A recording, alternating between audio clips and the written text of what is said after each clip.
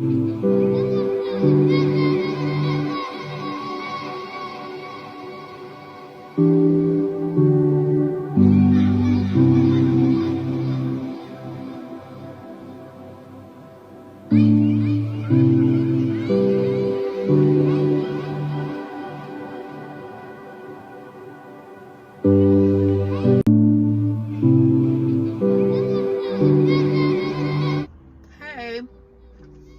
so I just decided to do a quick story time.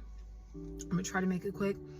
I had posted a clip of when I was out in the VA visiting my mom, and she had walked up to me with my firstborn baby's urn. I don't know why that surprised me so much, because from the day that happened years ago, from the time the urn was customized, my mother has had it and she has kept it in her possession, and that was the agreement. But when she brought it to the car, it just brought back memories, and a lot of it I just don't speak about anymore. I think I realized that there are two kind of people, and there may be some people that say, oh well, there's 3, 4, 5, 6, 7, 8 kind of people. But for me, in this particular situation, it was two kind of people. There are those who see that you're weak and will kick you down while you are weak, and there are those who see that you're weak and will attempt to be strong for you and help build you up until you're strong enough for yourself. I think that I was very wet behind the ears at this time, and I was willing to accept certain treatment that I didn't deserve. I was naive in a sense where I thought, okay, if I house this person, if I let this person use my car, if I pour into this person will pour into me, and I will, in a sense, have built this lifetime of loyalty. And that's not how it works when it's the wrong person. And it was hard for me to come to the realization that so much of it I brought on myself. I had the same OBGYN from the time I found out I was pregnant, so around 2 months to 6 months.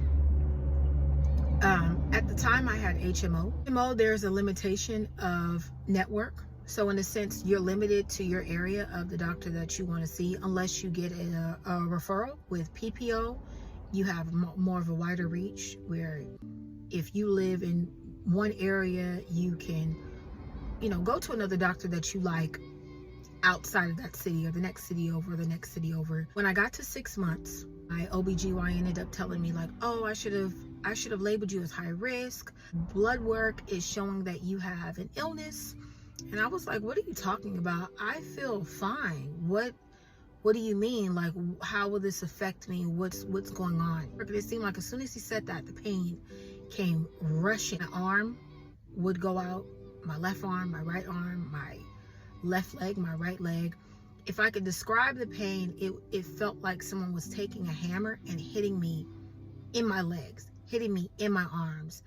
I would be up sometimes at the wee hours of the night, just screaming in agony and in pain. And it wasn't fun. It wasn't fun. I had to be hospitalized for an enlarged spleen. Prime example was like Corona Regional was like, well, we don't have the expertise to treat you here. We're going to have to transport you to UC Irvine. And I spent a lot of time alone. And when you spend a lot of time alone, it was nobody's fault that I was alone. People have work, people have school, people are busy, but when you spend so much time alone, it just makes you look at life different. And so there are some things that I miss about myself. I miss how I used to see the world. Like, I miss how vulnerable I used to be. And in a sense, a part of me misses how naive I used to be a bit. Because I used to see the world so just different. But I wouldn't have been able to survive. This situation has heightened my survival skills, the way that I advocate for myself. I didn't know that I was supposed to be monitoring babies' kicks every time I would go to the OBGYN, because they didn't label me high risk from the beginning. Even though they were taking all this blood work all the time, they didn't put it on my file. So I got one ultrasound, and the rest of the appointments that I was making it to, they would just put that heartbeat Doppler on my stomach, and they would say, oh yeah, the baby's heartbeat is real strong. You're doing good. You and baby are doing good. Come to find out, baby wasn't growing. Baby was struggling bad from the pain. The bodily crisis that I was having was definitely affecting her and absolutely stunt her growth. And nobody could tell because her heartbeat was strong. She was a fighter. And wasn't able to drive myself ultimately. Like there was like a week where I would kind of be okay. There was another week when I would just be crippled in a sense. And because of that, I wasn't able to make a lot of my prenatal appointments. And I would call in and I would tell my doctor, like, okay, I'm having a bodily crisis now. Like, this is what's going on. And he would be like, okay, we'll reschedule you. We can work around this. And then he dropped me as a patient. Now, I don't know if it's still like this, but at the time they told me, okay, well, your OBGYN dropped you as a patient. No other OBGYN wants to take you on. You're a high risk case. You're a high risk pregnancy case. You're 6 months now. There's not much we can do. So there was a lot of conversation with the caseworker. It was a lot of back and forth. I went without care for like 2 months. And this one particular day, they had set me up with Pomona Valley, which was great. They treated me so good. And I was finally able to get in with a referral. And something said, just take your Nana with you. So I'd asked my Nana, I said, hey, Nana, you're off work today. Would you please, go with me? And she said, okay, yeah. So we rode on down there. We got down to the ultrasound room. Nurses began to crowd me. And they said, we're so sorry. We see no sign of life. We have 2 options for you. You can either allow us to admit you now, and then we'll get you induced for labor, or you can go home for a couple of days and you can come back and then we can admit you. I couldn't stomach the thought of my baby girl being in my womb dead, so I just told them, let's get started right away. I had a lot of support. That came in and out. Family members, aunties, mom, and my stepdad took shifts. So my mom would refresh herself and go home, take a shower, maybe a little nap, because sleeping in the hospital is very uncomfortable. And then my stepdad would stay back with me. My stepdad would go home, refresh, regroup, and then my mom would come back. There was a short window where I found myself alone, and there was no light in the room. And when I say there was no light in that room, it means at the time I felt so dead inside, because I was prepared to give that baby everything that I had. Everything that I had in me, she was going to get. I found myself in the room alone, and it was quiet. There was no sound. There was no sunlight. Broke parts of me that took a long time to rebuild. So, in leaving the hospital, I will never forget my mom. She made sure that my head was on her shoulder, and she walked real slow, because as we were leaving, we had to walk past the nursery.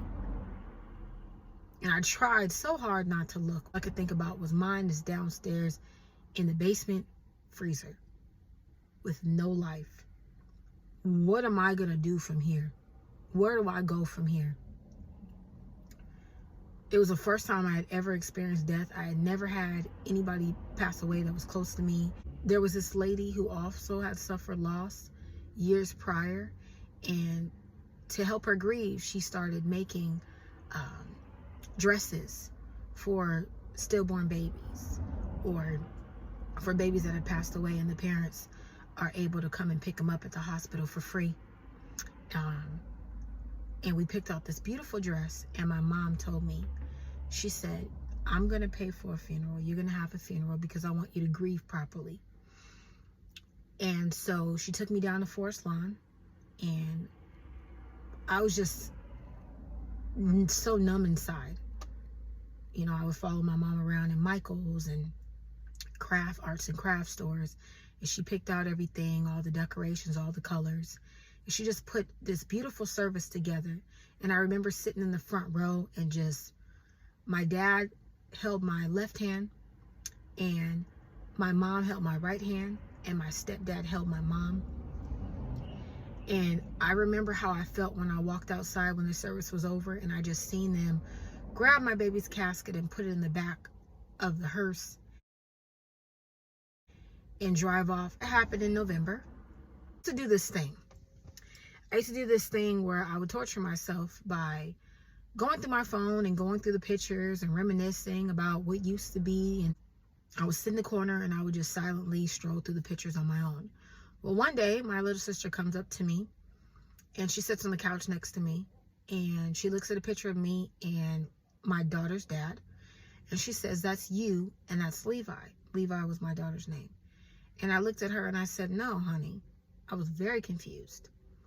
I went through a couple other pictures and she knew who everybody was.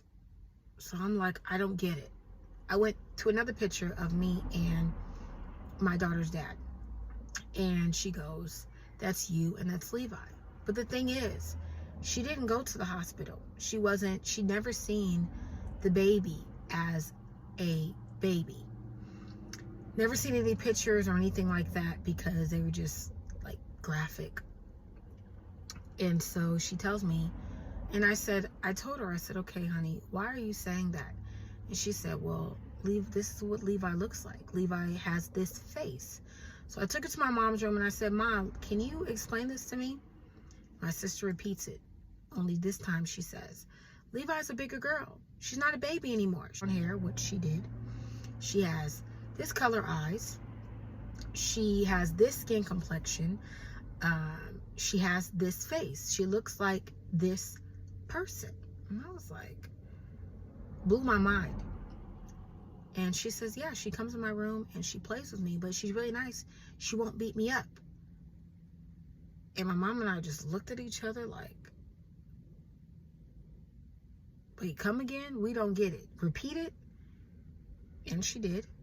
And the thing about that I learned is that when children have these supernatural experiences, in a sense, they don't always tell you all the information in chunks. They give it to you in increments, in a sense.